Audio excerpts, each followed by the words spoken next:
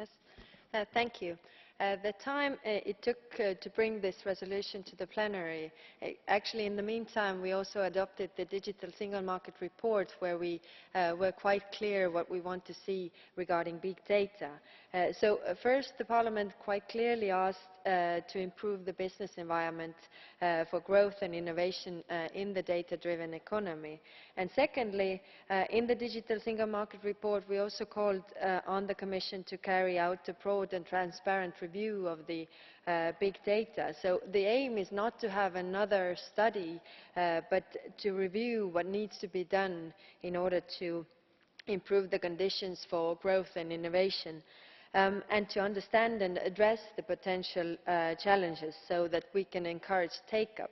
Because what is crucial is to create scale in Europe, as is the only way to benefit from the big data the most. There are two issues regarding big data. One is the data protection and the other is skills. So first, data protection. I hope that now that the data protection framework is soon to be adopted, the Commission will come forward with the free flow of data initiative, because restrictions on the flow of data go against the single market, but also the purpose of data-driven technologies. And the second thing, it is important that we don't talk about personal data, because the big data is not about personalized data, but data in a big format that makes the companies able to draw conclusions on it.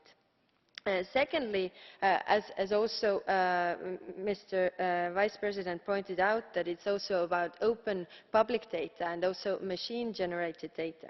And secondly, the skills, what I wanted to talk about.